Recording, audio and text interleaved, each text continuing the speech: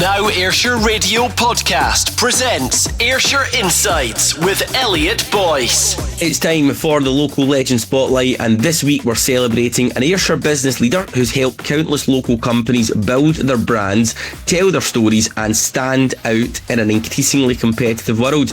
Our local legend this week is Tom McCrorie, the founder of Atom Creative. Tom, good morning.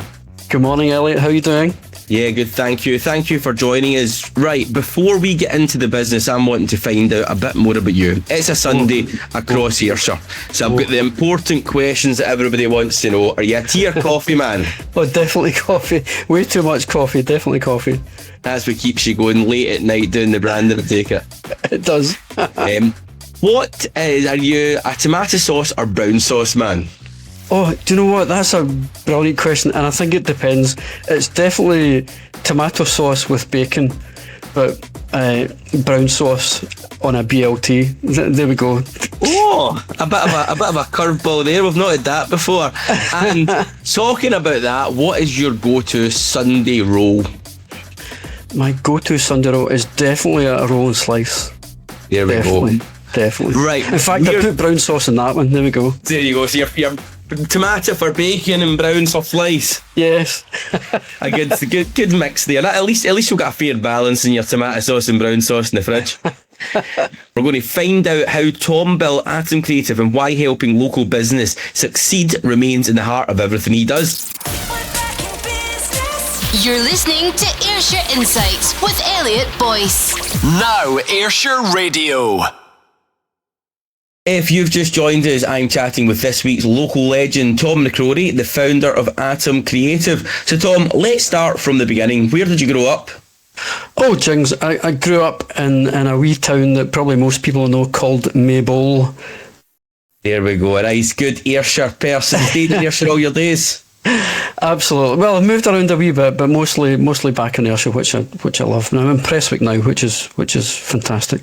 I'm still sticking to South Ayrshire. Yes. Now, what sort of kid were you at school? Were you a creative kid? How did that really grasp? Because you're a very creative person with everything you do. Do you know, that's really funny, Elliot, because my sister sent me some of my old report cards a few months ago, and looking back, it all makes sense now. Because I was a very distracted child, liked to get involved in other people's work. My teachers called me a busybody, and that probably explains my undiagnosed ADHD now, I guess. I like to get involved in lots of stuff. So with there then in your creative side, what was your kind of big subjects that you thrived in? Was it things like art and stuff like that? Yeah, do you know, it's really weird. I loved mathematics at school and I loved the sciences, but I also loved art as well. And I took that subject right through till 6th year. And I wanted to do something with it when I left school, but I wasn't quite academic enough to go to university and stuff. So you then had to get your first job. What was that? Oh, Jings, my first job, actually, and this is a real throwback, I was a YTS back in the day. My God. Right. and my first YTS job was working in a jewellery shop, and I wanted to do jewellery design at that point, but that never quite worked out because my boss wasn't the nicest person in the world. So you mentioned that, right? And this is normally a key for a lot of the people that I speak to that go working for themselves. Yes. So your boss wasn't a very great person back then. Yes. Did that spark you to go, I don't want to work for people, I want to work for myself?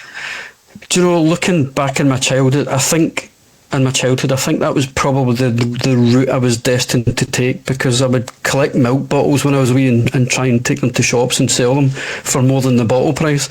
And I would collect golf balls and do all those things that kids, I guess, kind of do. But yeah, I always kind of knew that I wanted to do something for myself. I'm never really sure what that was though, but it was an interesting journey growing up for sure. So where did Atom Creative come from? So Atom was born out of the idea, and again it goes back to this, my boss wasn't the nicest person in the world, and it started in 2007 when my daughter came along. She was brought into this world, and I thought, do you know what? If I don't do this now, I will never do it. So I made the jump from working full time. I was a creative director in a well-respected agency in Glasgow, and thought, you know what? If I don't do this now, I'll never do it. So 2007 was when Atom Create was born, and I was lucky enough, I guess, that I kept my previous employer on as a retained client for the first 6 months. Ah, good.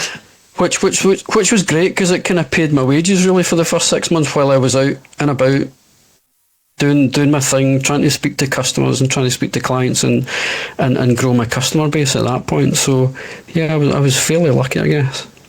What would you say the kind of biggest challenge during the early days were? Oh my goodness, I think the biggest challenge was keeping the work coming in and trying to build a reputation for yourself, particularly when there's so many people doing a similar kind of thing.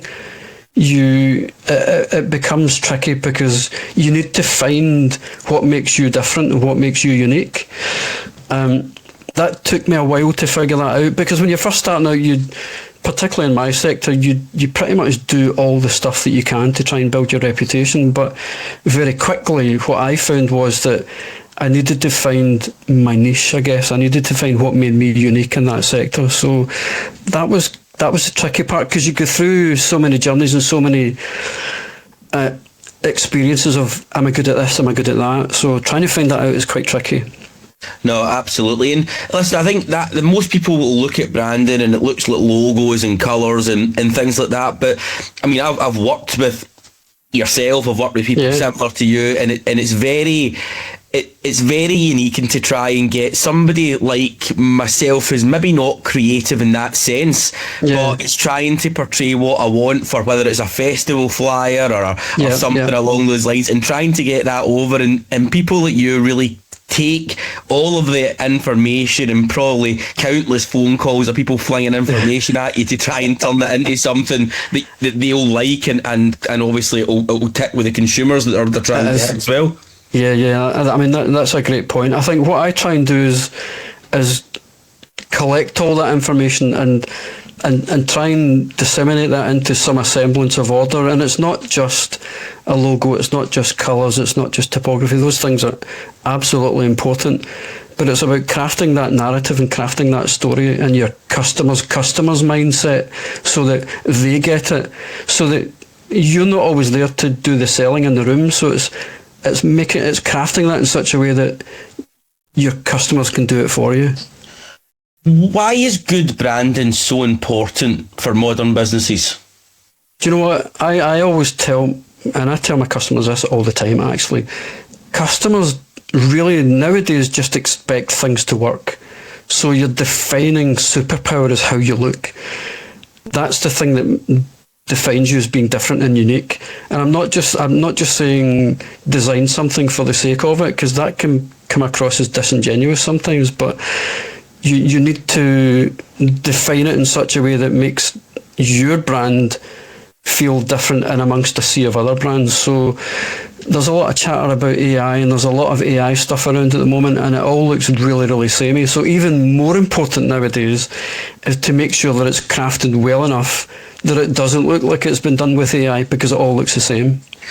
So that's a really good point. AI, I mean, the world is getting into it. I read something this morning where I think AI, there was an AI machine that was basically sandboxed into its own place, but it was so clever to cheat the answers to the test. Sandbox meant it had no access to the internet. It managed to hack its way out, get into the internet, hack something to get the answers, then come back in.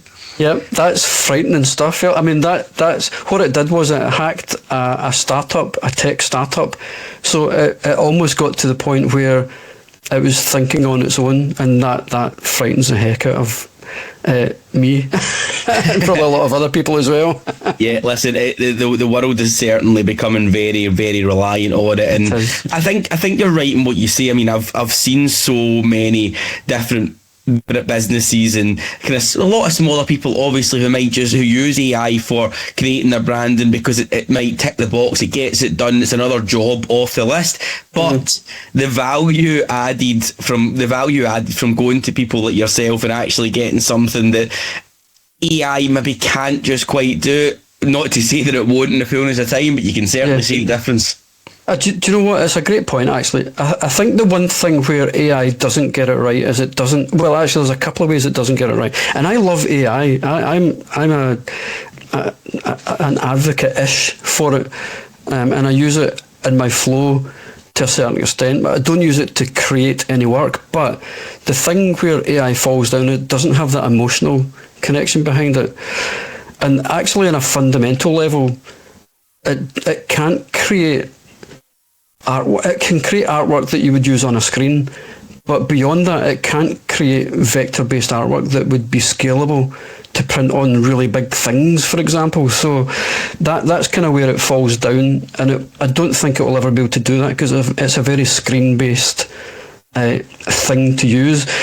In fact, a funny story. A potential customer contacted me last week. They'd used AI to create their labelling and their logo, and at that point they knew that was the limitations of AI, because it couldn't then roll that out as a system, as a design system on the rest of the things, and it fell short because it wasn't vector based. So yeah, I think it's a big problem. I think it might come one day, but certainly for now it can't do that. So for people that may not know, what is vector based? So there's a couple of things there's JPEGs, and those are bitmap type images, and when you zoom in it starts to get blocky and square and all that kind of stuff. Vector based artwork is where you can zoom in, and it won't lose any detail. It'll always look smooth and it'll always look accurate, for example. Yeah. So there we go, the story of Atom, how it all started, and also the introduction of AI. But coming up next, Tom, we're going to go behind the business and find out more about the business behind the creative industries just after this. Tune in live every Sunday from 10 a.m. for Ayrshire Insights with Elliot Boyce. Only on Now Ayrshire Radio. Now Ayrshire. We are still with Tom McCrorie from Atom Creative. Now, Tom, every successful business has its turning points. What was the first big moment when you realised that Atom was really gaining momentum? Do you know, I think it was probably my first proper client I had, actually, and it was an engineering client, and we had a great relationship. We had a really, really honest relationship, and it was the boss of that company who said to me that I guess I was onto a good thing, because I understood them as a customer, and I understood what their needs were as a customer, but I also understood what their customers wanted. And he told me that in a really, really honest way, which made me think, do you know what, maybe I could make a proper go of this. I guess that was maybe one of the turning points that made me think, yeah, let's go for this. Nah, fantastic, and it's always nice to have that, and having somebody that's doing well in the industry, that's maybe worked with other people, giving you that, giving you the motivation to continue on. Definitely. Is there a campaign or brand transformation that stands out as particularly rewarding to you? Yes, there is, actually. So about 7, maybe 8 years ago, I got involved with an organisation, a company who worked with residential care homes with people with dementia, and I helped them. It started off really small, actually. We did a couple of small time signage projects within 1 or 2 of their care homes that they looked after. They went into care homes and did site tests for people with dementia. Right. And one of the biggest hurdles of people with dementia is your sight starts to go. You get macular dementia and all that kind of stuff, and your sight starts to go as that dementia starts to get worse. I guess the people that have it start their sight begins to go incredibly fast. And one of the biggest hurdles that they had was finding their way around care homes. So I was brought in to help this company develop a series of wayfinding signage and icons and logos to help the residents within the care homes find their way around the care homes. And I remember getting a letter from one of the care home managers about 2 weeks after one of the initial pilots kicked off. And it was from one of the residents in the care home to say they were so happy now because they were able to find their way around the care home. And that was really... That's unreal. Genuinely the most humbling thing ever, because one of the biggest frustrations with the residents is if they can't find their way around, they get really frustrated and they get really angry. Rightly so. Think about yourself when you're out and about and you can't find things. It's really annoying, and it's heightened more with people who have dementia. So to get that letter from that care home manager was like, and I still have it somewhere actually, I got it by email. It was just one of the most humbling things ever. My work was making a difference. My design stuff was making a difference with people who needed it. And that was really incredible. And that's something that you probably never thought of when you were getting into do the stuff you were doing, that you would. No. It's more than just trying to get people to look at a brand. It's actually helping people with a serious illness navigate.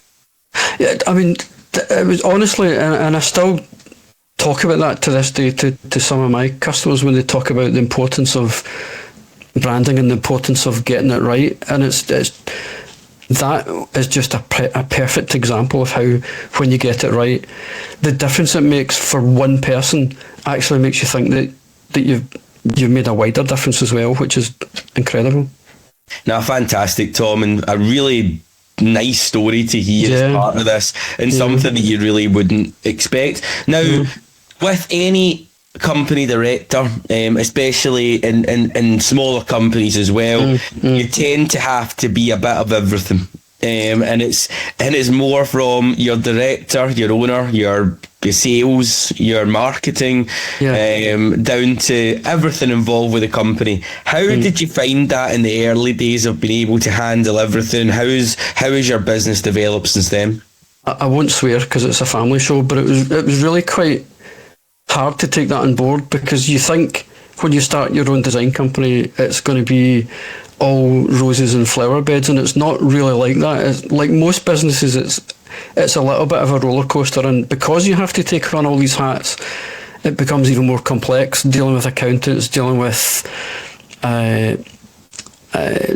C-suite business owners, dealing with financial managers, dealing with, and that's just the day-to-day running of your own branding company, I guess. But then there's the stuff that you need to do as part of that, and you're wearing so many hats that it can sometimes become a wee bit overbearing, and sometimes you kind of think, why am I doing this? But if you can see that through to a point where you see the positive side of it and don't let it get you down all the time, because it can be really quite a lonely time when you're running your own business. I don't have any staff or anything. I don't have anyone to help me out, so I needed to do all this stuff on my own, and it can become quite overbearing sometimes. But I guess once you get past that, then you can see light at the end of the tunnel, I guess. Absolutely. And as well, I mean, I can imagine in your game and from experience and dealing with people in a similar industry to you, people constantly chase. Yeah. Everybody wants it yesterday, and that can be quite challenging as well. I'm quite lucky, actually, to be fair, that in all the years I've been doing this, like I said, since 2007, I've really only had one or two bumps in the road where I've had some dodgy geezers that have phoned me up at and when I first started out, I used to answer the phone at 7 o'clock, 8 o'clock at night, and that was a big learning curve, not wanting. Once you figure out not to do that, I think that's cathartic, because you always think, I'll answer the phone because I might lose the client, but actually once you realise that they're probably doing it because they're having a wee panic in the middle of the night, they're not going to go away, they'll probably phone you back the next morning anyway. But yeah, I've been lucky that I've only had a couple of wee bumps in the road, so most of the clients that I have are really flexible, and they understand the pain points of running a business as well. So yeah, listen, regardless of the industry, the challenges remain amongst everyone. Definitely. What's like the biggest marketing mistake you see companies making? Thinking they know it all. And I don't mean that in a really derogatory way, but some people think, and one or two of those bumps in the road I've had is where clients think they know how to do everything. And it's really hard to take a step back from that. I had one, it was a packaging client about 5 or 6 years into to their business. They thought they knew it all, and they did their own logo, they did their own packaging, they did their own website, they did everything, and it was only when I started to ask them questions and try to help them understand it. By doing that, they're actually holding their own business back, because sometimes you cannot see the wood for the trees when you're so engrossed in your own business and your own brand. So it's really important to get someone who understands the whys and wherefores of doing it well. And once I started to chat to him about that and helped him understand that it probably wasn't the best thing that he was doing it on his own, because he was missing some little nuggets in there that when I started to work with him and helped him, I guess, see the way that it could be done properly, it made such a difference to his business. It made a huge difference to his business. He wasn't stressed out about doing all this stuff. He would take 20 hours to do something that should have really taken someone who knew what they were doing a few hours. So, some clients make the mistake of thinking they can do it all on their own. And the big thing that everyone does remember is time is money. I know, but actually the flip side of that is how much it costs in the grand scheme of things, because you've actually spent 72 hours doing something that should have taken 3 hours for a professional to do. So they probably wouldn't do it with their own brand or their own business, I think the problem with design and branding is it's such a commodity-based thing sometimes, and I try not to make it like that with my customers. I try to make my customers see beyond that.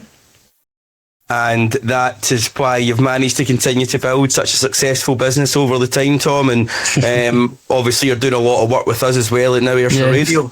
Love it. Absolutely love it. And you guys are just amazing, because you're so flexible.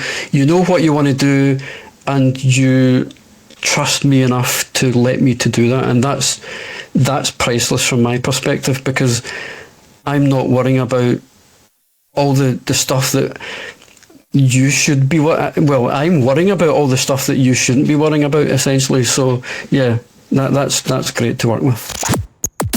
Now streaming Ayrshire Insights, hosted by Elliot Boyce. This is Now Ayrshire Radio. We are still with this week's local legend, Tom McCrorie, the founder of Atom. But first, Tom, it is time for Bargain of the Week. So the listeners have been in touch earlier on. They've let us know their Bargain of the Week. So what is the best thing that you've got this week for an absolute bargain? A flight to Italy for £19. There we go. Whoa, that is a bargain. That's a cracking deal. That's not a cracking deal. And we jumped on it straight away. Fantastic. That is your Bargain of the Week. It'll be hard to beat that this week. Right. Let's talk about people. Behind every successful business is great people round about them, and that for you will be your clients and probably people that have supported you. How important is it in building the right people round about you whilst you're trying to grow your business?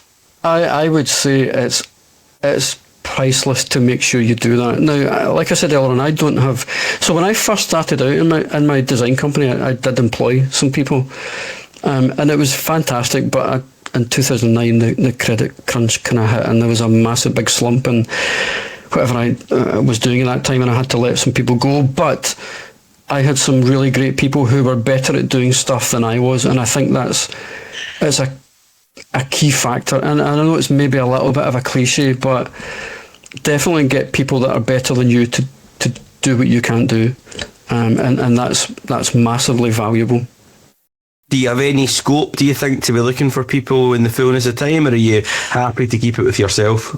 No, so the design company, I'm happy to keep it myself at the moment. I do have another business that I will be looking for staff in the future. That's a software startup, and that's growing quite rapidly. So that will have the potential to employ people. So.